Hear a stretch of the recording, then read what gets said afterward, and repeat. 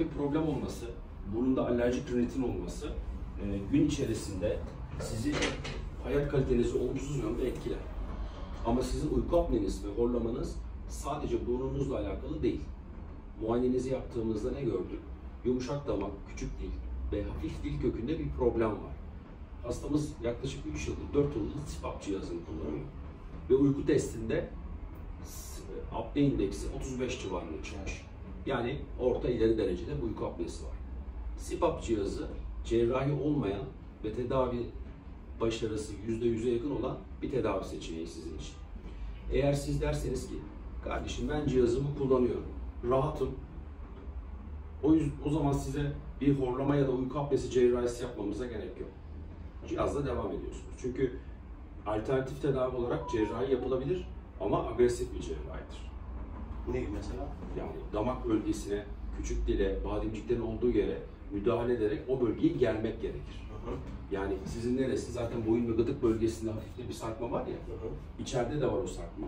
Yani biz o sizin nefes almanızı ve soluk yolunuzu tıkayan bütün o patolojik, büyümüş olan yapıları alarak bir kısmını genişletmek, sonra o bölgeyi germek gerekir. Ki yaptığınızda o bölge geriye doğru yapışıp sizin tıkanmanıza neden olmasın diye, horlamanız kesilsin diye. Yani siz cerrahi olabilir bir hastasınız. Ameliyat olarak bu dertten kurtulabilirsiniz. Ama ameliyat süreci biraz ağrılı. Ameliyat sonrası yaklaşık bir hafta 10 günlük ağrılı ve zor bir süreç var.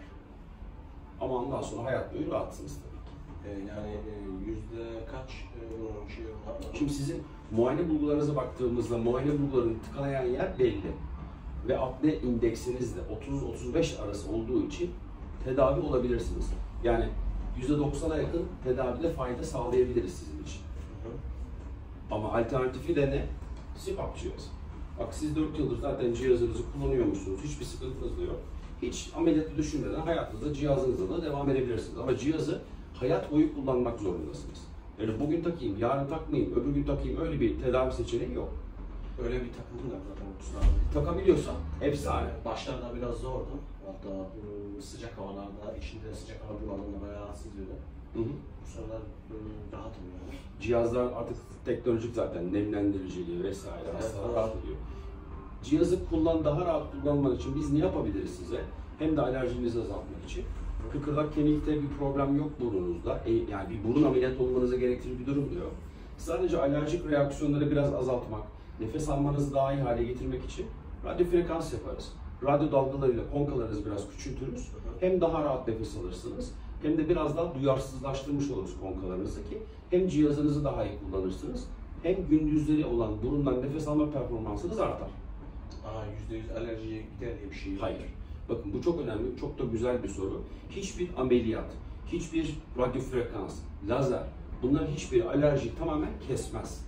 Alerjinin tedavisinde ve alerji uzmanlarının önerdiği bazı tedavi seçenekleri, ki o seçeneklerde her zaman bir yere kadar fayda sağlıyor. Çünkü milyon tane alerjen var. Her zaman hepsini tespit etmek mümkün değil.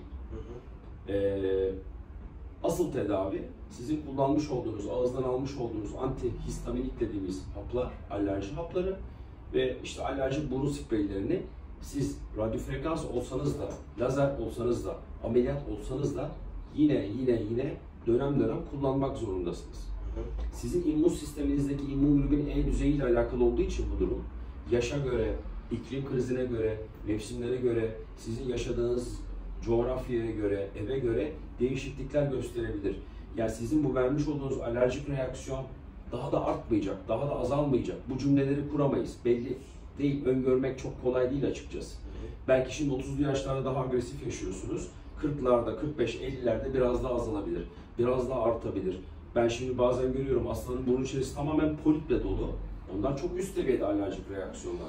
Mesela sizde henüz o polipler oluşmamış, oluşma eğiliminde. Anlatabiliyor muyum? O yüzden alerjinin tedavisi cerrahi değil, radyofrekans değil. Bu tedaviler sadece mevcut olan sizin ağızdan almış olduğunuz haplara ve burun spreyine ilaveten sizi o kısır döngünden çıkartmak için yapılan yöntemler. Ve bu yöntemlerin hiçbirinin sizin uyku apnesine direkt bir faydası yok. Bunlar indirekt yolla uyku apnenize faydalı yöntemler tabii ki.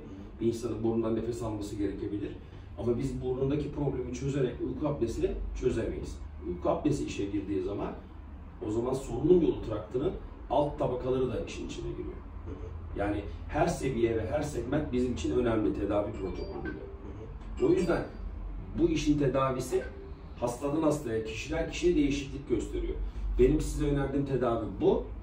Büşra'ya başka, Pıtırcık doktora başka.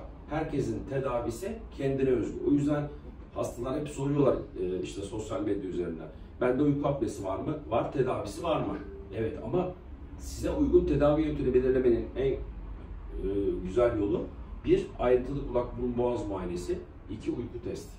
Bunları işte beraberinde birleştirip çözüyoruz sonra.